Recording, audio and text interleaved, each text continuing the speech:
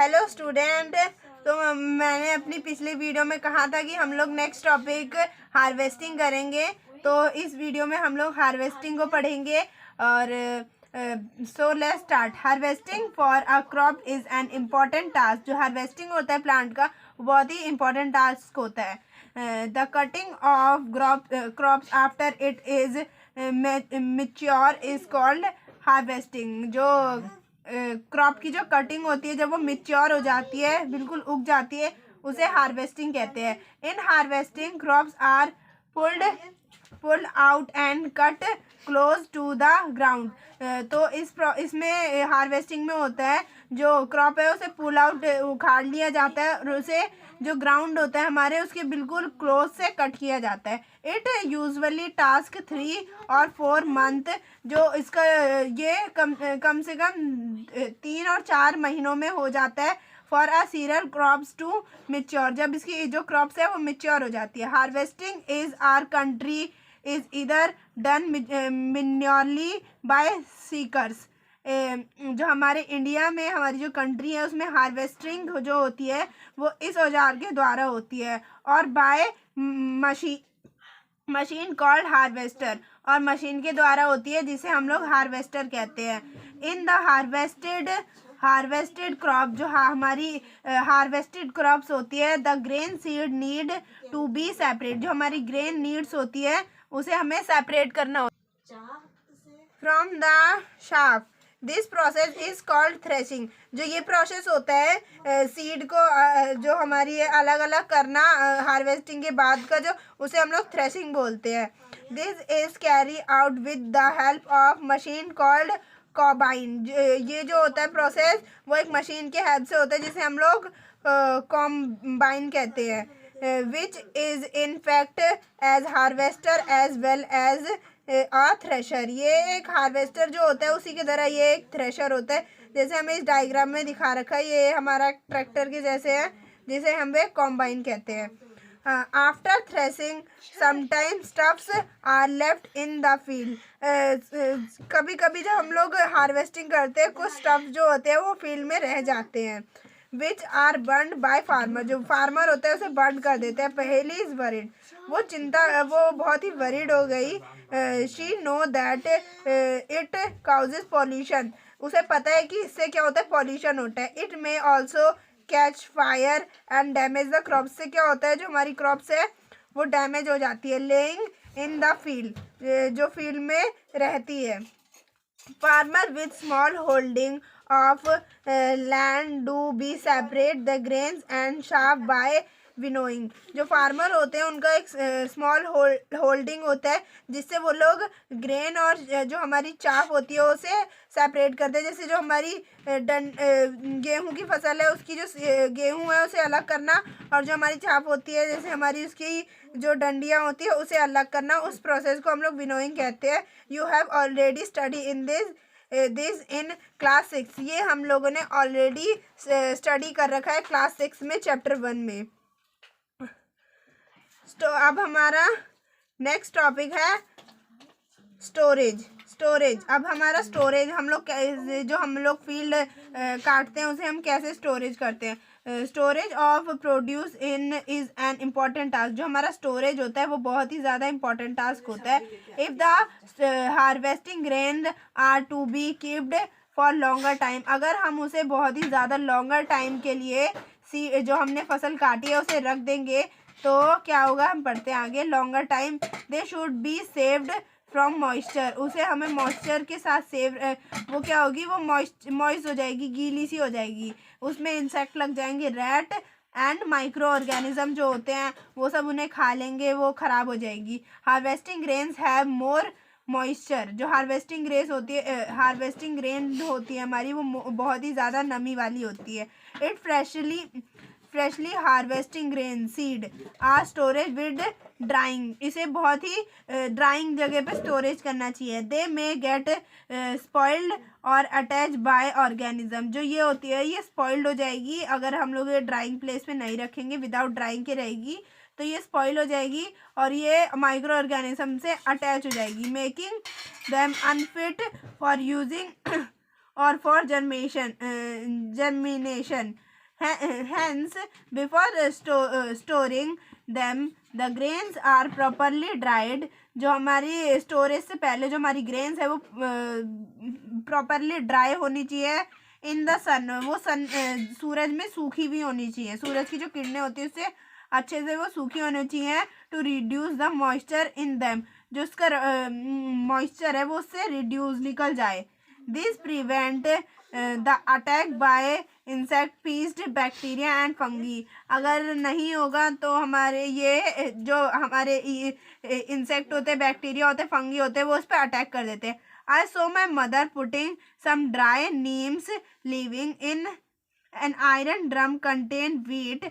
I would not buy. जो उसकी mother एक बच्ची है वो कह रही है, जो मेरी मदर है वो जब आयरन के बड़े से ड्रम में वीट को कंटेन करके रखती है तो उसमें सूखी नीम की पत्तियां डाल देती है। सॉरी बच्चों, ये मैं भूल गई। तो ये हमारा है हार्वेस्ट फेस्टिवल। आप लोगों को पता है कि हमारा हार्वेस्ट फेस्टिवल क्या होता है? जैसे हमारा होली हो गया, वैशाखी हो गया, दिवाली हो गया, बिहू हो गया, पोंगल, ये हमारा हार्वेस्टिंग फेस्टिवल होता है। एक बार हम लोग इसे रीड आउट कर लेते हैं। After 3 or 4 months of hard working, there comes the day of the harvest। जो हमारा 3-4 महीने जो हम इतनी मेहनत करते हैं उसके बाद जो दिन आता है वो हमारा हार्वेस्टिंग का होता है। The sight of golden field are standing crops. जो हमारी गोल्डन फील्ड होती है वो स्टैंडिंग खड़ी हो जाती है। लेडिंग विद ग्रेन्स फिल्ड, वो ग्रेन से फिल होती है। The heart of farmer with Joy and the sense of well being. जो फार्मर होता है, जो उसका दिल होता है वो बहुत ही जॉय, बहुत ही खुशी का होता है कि उसकी जो फसल है वो गोल्डन है और ऐसे लहरा रही है। The affect of the past season have borne fruit and it is time to release and enjoy a little। तो वो लोग ये सोचते हैं कि ये जो टाइम आया है ये हमें फ्रूट जो हमारे जितने बॉर्न हुए हैं उन्हें रिलैक्स होने का टाइम है और उन्हें इंजॉय करने का टाइम है। The period of harvesting is thus of great joy and happiness in all part of India. जो हमारा हार्वेस्टिंग का जो टाइम होता है वो बहुत ही हमारे लिए ग्रेट जॉय और हैप्पीनेस का टाइम होता है पूरी इंडिया में। Man and women celebrate it with great enthusiasm.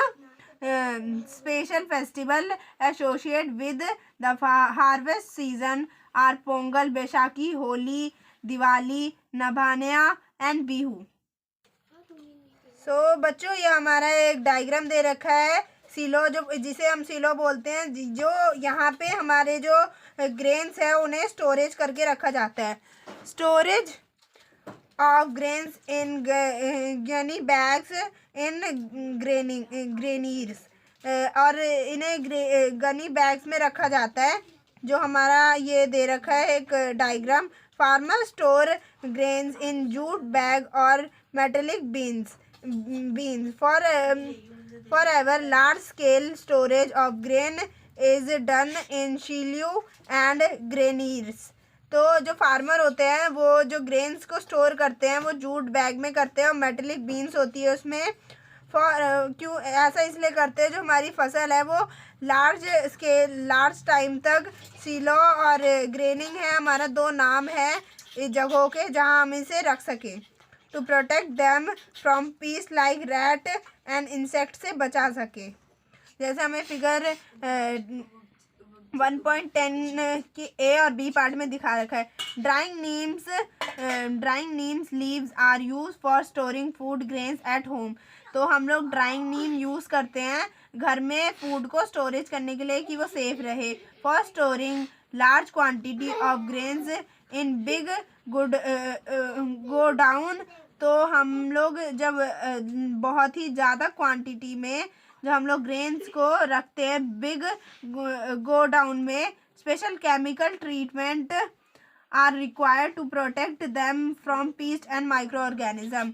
तो इसमें केमिकल ट्रीटमेंट किया जाता है जिससे ये रिक्वायर प्रोटेक्ट किससे हो, पीस्ट और माइक्रो ऑर्गेनिज्म से ये प्रोटेक्ट हो।